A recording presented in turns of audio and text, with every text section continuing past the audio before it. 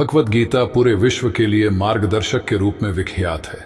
भगवान श्री कृष्ण ने अर्जुन को जीवन के जो रहस्य बताए हैं वो गीता में लिखे गए। आज भी भगवत गीता के अनमोल वचन या मानव के लिए जीवन शैली की बेहतरीन गाइड है।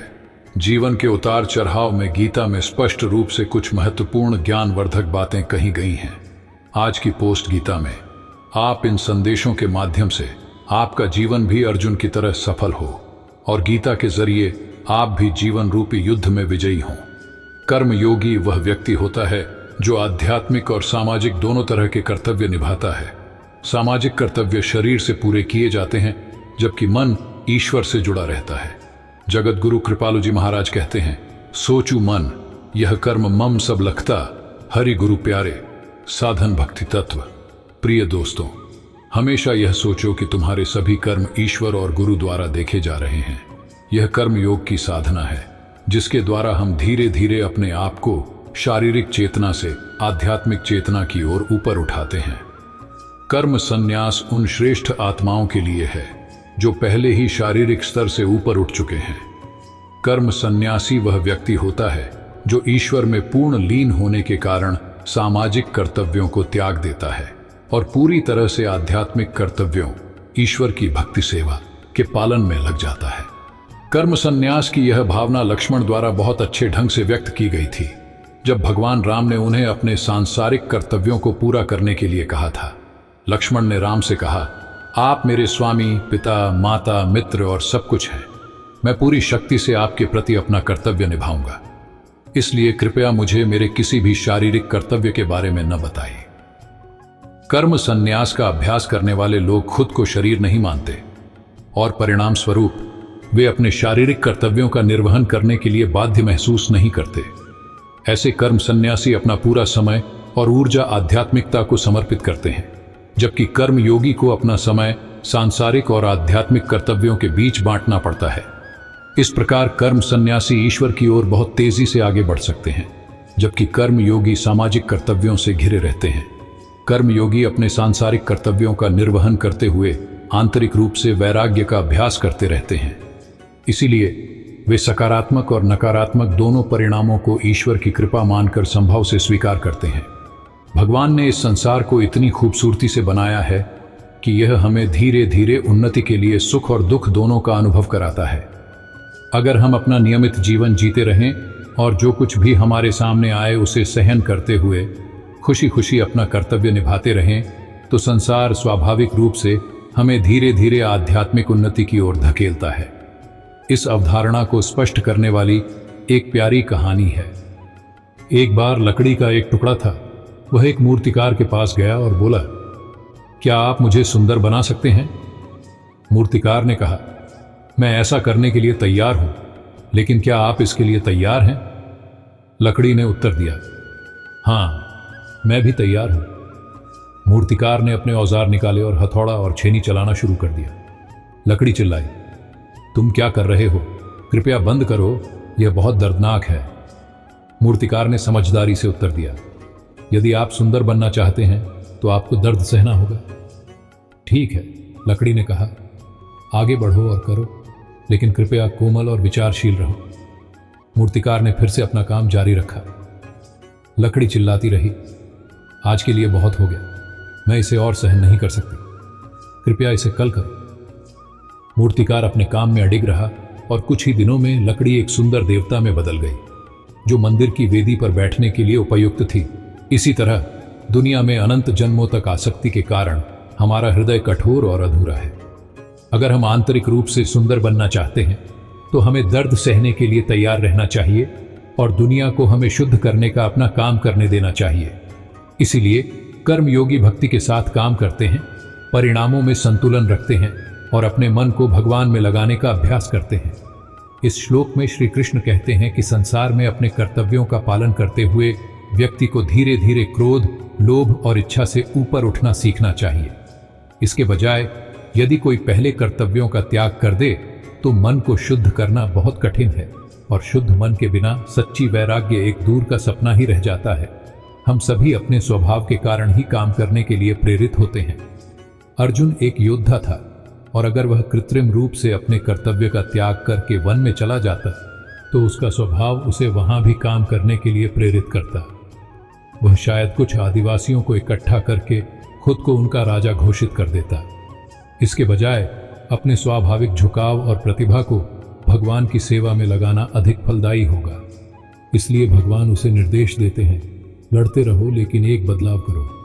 पहले तुम एक राज्य को बचाने की उम्मीद में इस युद्ध के मैदान में आए थे, अब इसके बजाय बस अपनी सेवा को निस्वार्थ भाव से भगवान को समर्पित करो। इस तरह तुम स्वाभाविक रूप से मन को शुद्ध करोगे और भीतर से सच्चा त्याग प्राप्त करोगे। एक कोमल और कच्चा फल उस पेड़ से चिपक जाता है जो उसे जन्म देता है और पोषण देता है, लेकिन वही फल जब पूरी तरह पक जाता है तो अपने पालनकर्ता से अपना संबंध तोड़ लेता है।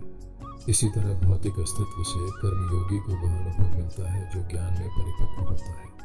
जिस तरह गहरी नींद केवल उन लोगों के लिए संभव है जिन्होंने कड़ी मेहनत की है, उसी तरह गहन ध्यान उन लोगों के पास आता है। ईश्वर की शरण में निस्वार्थ भाव से जाएं, क्योंकि आपको क्या चाहिए उन्हें पता है। जो सरलता से मिलता रहे उसका महत्व नहीं रह जाता। अक्सर खो देने के बाद समय, व्यक्ति और संबंध के मूल्य का आभास होता है। बिना मुहूर्त के जन्म लेता है और बिना मुहूर्त के ही दुनिया से चला जाता है। फिर भी इंसान अच्छे मुहूर्त के पीछे भागता रहता है। अगर विचार हमारे अच्छे हो और व्यवहार हमारे सच्चे हो तो कोई भी कार्य बुरा नहीं हो सकता। अगर आप क्रोध के समय थोड़ा सा धैर्य रख ले तो आप कम से कम 100 दुख भरे दिनों से बच सकते हैं। जीवन में सब कुछ खत्म होने जैसा कुछ भी नहीं होता। हमेशा एक नई शुरुआत हमारा इंतजार कर रही होती है। यदि तुम्हारे अंदर खुद को बदलने की ताकत नहीं है तो तुम्हारा कोई अधिकार नहीं कि तुम भगवान या भाग्य को दोष दो। समय जब पलटता है तो सब कुछ पलट देता है। इसलिए अच्छे समय में घमंड न रखे और बुरे वक्त में सब्र रखना न छोड़े। सम्मान हमेशा समय और स्थिति का होता है, पर इंसान उसे अपना समझ लेता है। भगवद गीता क्वोट्स इन हिंदी। किसी और का काम पूर्णता से करने से कहीं अच्छा है कि अपना काम करें, भले ही उसे अपूर्णता से करना पड़े। जिस इंसान के सच्चे होने की गवाही आपका दिल दे, वो इंसान कभी भी आपके लिए गलत नहीं हो सकता। अगर साफ नीयत से मांगा जाए तो ईश्वर नसीब से बढ़कर देता है। दान करना और भूल जाना दान की सर्वोच्च प्रक्रिया है कि गई दान की गणना तुम्हारे दान को तुच्छ बना देता है। अगर परमात्मा तुम्हें कष्ट के पास ले आया है तो अवश्य ही वो तुम्हें कष्ट के पार भी ले जाएगा। परिवार के साथ धैर्य प्यार कहलाता है, औरों के साथ धैर्य सम्मान कहलाता है, स्वयं के साथ धैर्य आत्मविश्वास कहलाता है और भगवान के साथ धैर्य आस्था कहलाती है। जो लोग तुम्हारी बुराई करते हैं वो करेंगे चाहे तुम अच्छा काम करो या बुरा। इसलिए शांत रहकर अपना कर्म करते रहे। निंदा से मत घबराओ, निंदा उसी की होती है जो जिंदा है। मरने के बाद तो सिर्फ तारीफ होती है। बुरा समय आपको जिंदगी के उन सभी सच से सामना करवाता है जिनका आपको अच्छे समय में कभी ख्याल नहीं होता। कर्म का धर्म से अधिक महत्व है, क्योंकि धर्म करके भगवान से मांगना पड़ता है, पर कर्म करने पर भगवान स्वयं फल देता है। हम जिस मनुष्य पर अति विश्वास करते हैं वही हमारे विरुद्ध षड्यंत्र करते हैं। प्रेम और विश्वास पाने के लिए अवसर मांगे नहीं जाते, अवसर ढूंढकर उस प्रेम और विश्वास को जीता जाता है। स्वार्थ से रिश्ते बनाने की कितनी भी कोशिश करे वो कभी नहीं बनते हैं, और प्रेम से बने रिश्तों को कितना भी तोड़ने की कोशिश करे वो कभी नहीं टूटते। बुरे वक्त में तो हर कोई भगवान को याद करता है, पर दुनिया में बहुत ही कम लोग हैं जो अपने अच्छे वक्त में भी भगवान को याद करते हैं। संघर्ष करते हुए कभी मत घबराना, क्योंकि संघर्ष के दौरान ही इंसान अकेला होता है। सफलता के बाद तो सारी दुनिया साथ देती है। प्रेम का कोई रूप नहीं होता। जब कोई एहसास खुद से ज्यादा अच्छा लगे तो वो प्रेम है। सच्चा स्नेह करने वाला केवल आपको बुरा बोल सकता है, कभी आपका बुरा नहीं कर सकता, क्योंकि उसकी नाराजगी में आपकी फिक्र और दिल में आपके प्रति सच्चा स्नेह होता है। परेशानी आए तो ईमानदार रहें, धन आ जाए तो सरल रहें, अधिकार मिलने पैर नम्र रहें और क्रोध आने पर शांत रहें। यही जीवन का प्रबंधन कहलाता है। यहाँ सभी के जीवन में मुसीबतें जरूर हैं, लेकिन जो मुसीबतों से लड़कर आगे बढ़े वहीं आज की महाभारत का अर्जुन है। अगर भगवान तुमसे ज्यादा इंतजार करवा रहे हैं तो तैयार रहना, वो उससे कहीं ज्यादा देने वाले हैं जितना तुमने मांगा है। संसार में सबसे श्रेष्ठ संबंध भगवान के साथ ही है, जिसमें कभी दुख नहीं मिलता। पांव दिखते नहीं फिर भी हर संकट में दौड़ के आता है, हाथ भी दिखते नहीं लेकिन सर पे हाथ फिराता है। बस यूं समझो कि मेरे तो हर सुख दुख में मेरा कृष्ण काम आता है। तनाव से केवल समस्याएं जन्म ले सकती हैं, समाधान खोजने हैं तो मुस्कुराना ही पड़ेगा। कुछ बुद्धिमान तो होते हैं, परंतु धन के हाथ लगते ही उनमें अभिमान की आग बहुत तीव्रता से जलने लगती है। कभी कभी आप बिना कुछ गलत किए भी बुरे बन जाते हैं, क्योंकि जैसा लोग चाहते हैं आप वैसा नहीं करते। जिस डर से आत्मविश्वास की हानि होने लगे, उस डर का अंत करना अवश्य हो जाता है। समय और स्थिति कभी भी बदल सकती है, अतः कभी किसी का ना ही अपमान करे और न ही किसी को तुच्छ समझे। आप शक्तिशाली हो सकते हैं, पर समय आपसे अधिक शक्तिशाली है। जो हो रहा है उसे होने दो। तुम्हारे ईश्वर ने तुम्हारी सोच से बेहतर तुम्हारे लिए सोच रखा है। जैसे पानी में तैरती नाव को तूफान उसे अपने लक्ष्य से दूर ले जाता है, वैसे ही इंद्रिय सुख मनुष्य को गलत रास्ते की ओर ले जाता है।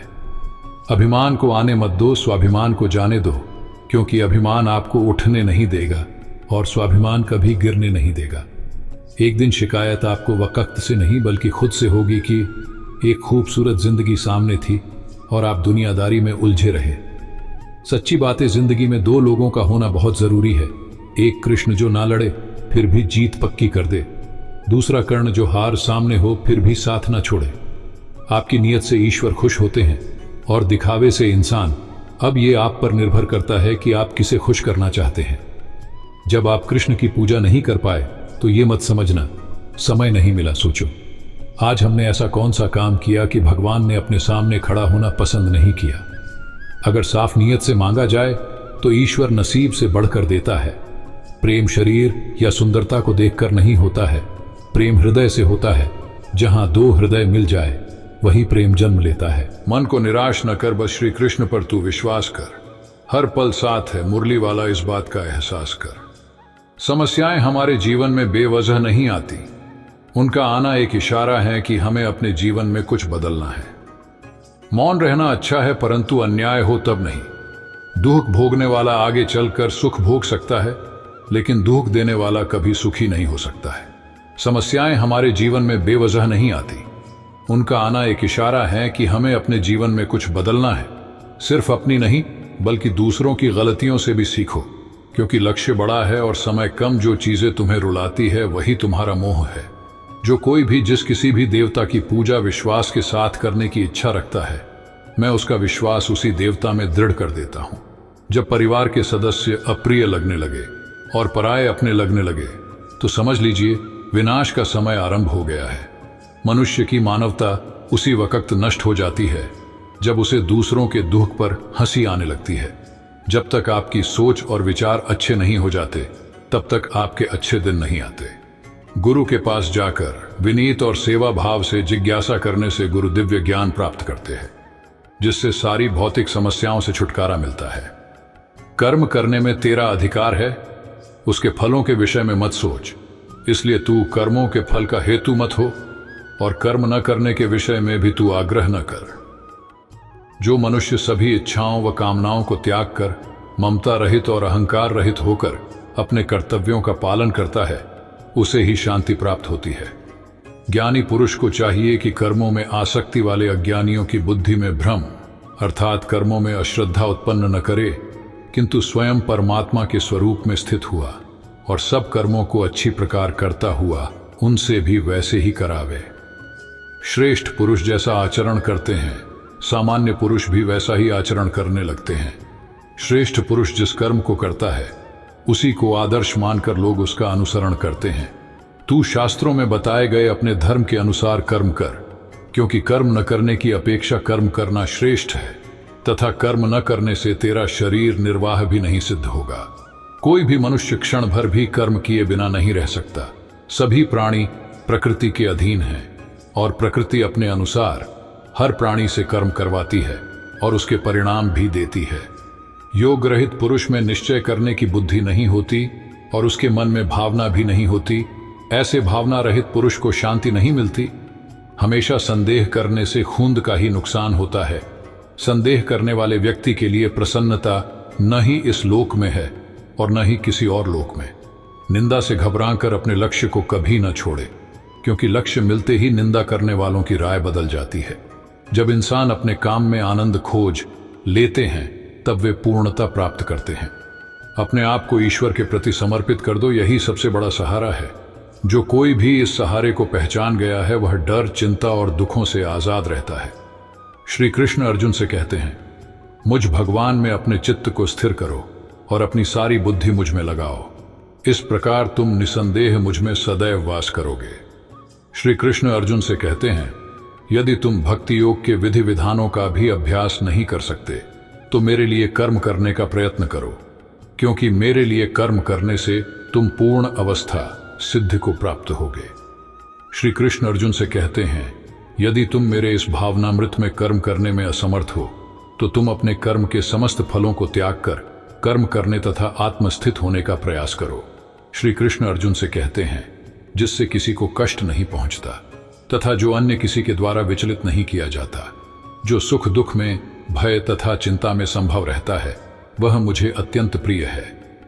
श्री कृष्ण अर्जुन से कहते हैं, मेरा ऐसा भक्त जो सामान्य कार्यकलापों पर आश्रित नहीं है, जो शुद्ध है, दक्ष है, चिंता रहित है, समस्त कष्टों से रहित है और किसी फल के लिए प्रयत्नशील नहीं रहता, मुझे अतिशय प्रिय है। श्री कृष्ण अर्जुन से कहते हैं, जो न कभी हर्षित होता है, न शोक करता है, जो न पछताता है, न इच्छा करता है, तथा जो शुभ तथा अशुभ दोनों प्रकार की वस्तुओं का परित्याग करता है, ऐसा भक्त मुझे अत्यंत प्रिय है। श्री कृष्ण अर्जुन से कहते हैं, जो इस भक्ति के अमर पथ का अनुसरण करते हैं और जो मुझे ही अपना चरम लक्ष्य बनाकर श्रद्धा सहित पूर्ण रूपेण संलग्न रहते हैं, वे भक्त मुझे अत्यधिक प्रिय हैं। साथियों, उम्मीद है आपको श्रीमद् भगवद गीता के दूसरे अध्याय की यह सरल व्याख्या जरूर पसंद आई होगी और आपको इससे बहुत कुछ सीखने को मिला होगा। अगर इस वीडियो में मुझसे कोई कमी रह गई हो तो मैं क्षमा प्रार्थी हूं। मिलते हैं जल्दी ही श्रीमद् भगवद गीता के तीसरे अध्याय की आसान और सरल व्याख्या के साथ। जय श्री कृष्ण। राधे राधे।